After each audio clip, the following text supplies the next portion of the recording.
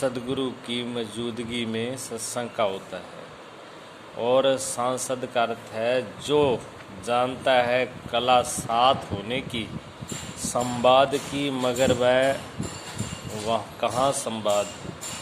गाली गलौज होती है, सामान फेंका जाता है, कुर्सियाँ उठ जाती है, हर रोज़ रिकॉर्ड पर से चीज़ें कटवानी पड़ती हैं क्योंकि ऐसे शब्द बोल जाते हैं सांसद जो रिकॉर्ड में नहीं लिखे जा सकते। मैं तू ही नहीं होती, माँ बहनों की गाली भी दी हो जाती है। रिकॉर्ड पर कहाँ रखो इनको, आने वाली सदियाँ क्या कहेंगी कि ये क्या मामला था। रोज़ रिकॉर्ड से कटवाना पड़ता है कि इतना हिस्सा काट दो, आदमी रखने पड़ते हैं वहाँ, क्योंकि कुछ सांसद तो ऐसे बिखर जाते हैं, ऐसी उछल कूद मचा देते हैं, उनको पकड़ पकड़ कर बाहर निकालना पड़ता है। ये सांसद न हुई, ये कोई पागल खाना हुआ। साथ बैठने का ढंग ही सांसद है, संवाद है। आप गौर से देखो तो तुम वहाँ खींचाता नहीं पाओगे अपने मन को। मन को गौर से देखो, दो विचारों को साथ बैठने का ढंग नहीं आता। विचार बड़े राजनीतिज्ञ होते हैं, कोई किसी की टांग खींच रहा है,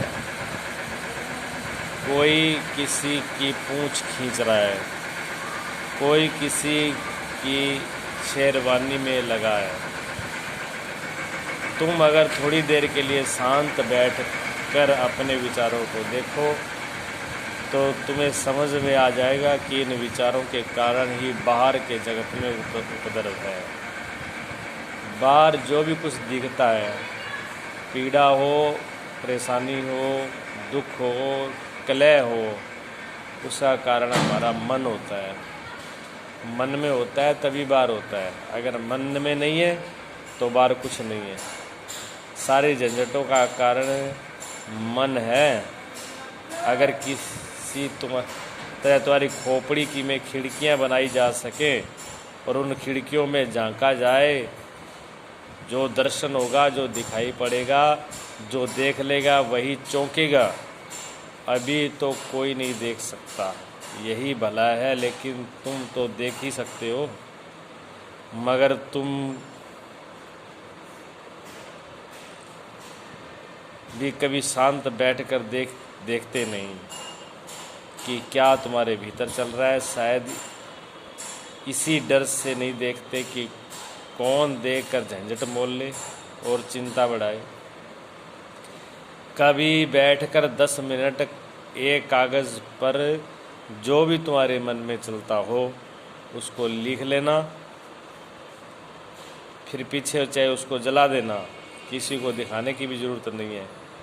दरवाजे में ताला लगाकर और लिख कर फिर जला देना, इसमें डर की कोई ज़रूरत नहीं। संशोधन मत करना, संपादन मत करना, जोड़ना मत, हटाना मत, जैसा आए। तुम बड़े हैरान होगे क्या क्या बातें तुम्हारे भीतर चल रही हैं और कहाँ कहाँ से शुरू हो जाती हैं। मोहल्ले में एक कुत्ता भौंक गया, तुम्हें सुनाई पड़ गया, बस चल गया एक सिलसिला, कुत्ते ने चला दिया। तुम भी कैसी चीज़ों के शिकार हो। कुत्ता भौंका और तुम्हारे भीतर सिलसिला शुरू। तुम्हें याद आ गई कि एक स्त्री के तुम्हारे प्रेम का, जिसके पास कुत्ता था। अब कुत्ते तो एक तरफ रहा, ये क्या नहीं बीता। जो भी दुर्दिन बीत सकते थे सब बीते। कोई एक बहाना चाहिए पागलपन के लिए, ये तुम्हारा मन है। किसी ने कुछ कह दिया, एक शब्द बोल दिया, न बोल दिया तो ही मन पागलपन में चला जाता है। मन जो है पागल खाना है। मन हमेशा ही पागल है और देह मिट्टी है, ये शरीर तो मिट्टी का है। मन पागल है, इन दोनों का तुम जोड़ो और इन दोनों से आदमी बना है, मन और शरीर से। मन पागल है, शरीर मिट्टी का है, इसी का जोड़ मनुष्य है, ये आदमी है और ये तुम वो अभी और जाना है दोनों के पार। इस दोनों से जो पार उठ गया वो तो समझो पार कर गया, वो मोक्ष की रास्ते पे चल पड़ा। और जो इन दोनों के बीच में है वो तो पिसेगा चाकी में, वो दुखी होगा ही होगा।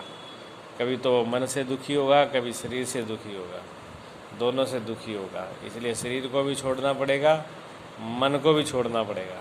दोनों को सुखी होना है तो दोनों को छोड़ना होगा, और कोई रास्ता नहीं है। यही मोक्ष का रास्ता है, यही कल्याण का रास्ता है, यही सुखी और आनंद होने का रास्ता है।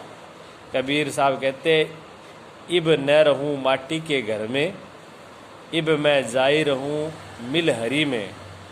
अब मैं इस माटी के घर में नहीं रहना मुझे, अब मैं हरी में मिल करके रहूँगा, हरी का अब हरी होकर के रहूँगा।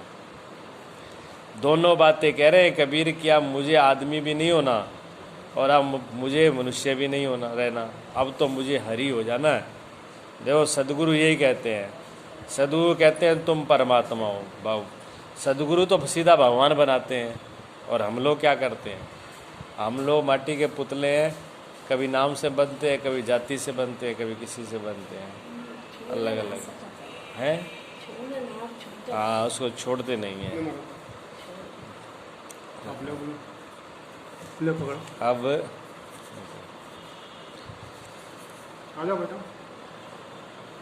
अनहलक कबीर साहब कहते हैं अहम ब्रह्मस्मि, अब तो मुझे अपने सारी सीमाएं डुबो देनी है, अब तो मुझे चैतन्य रूप हो जाना है। कबीर साहब कहते हैं कि मुझे चैतन्य रूप होना है, माटी के, ये माटी बन करके नहीं रहना। इब्न रहूं माटी के घर में, अब मैं जाए मिलूं हरी में। अब हरी से मिल करके रहना है, माटी में नहीं रहना।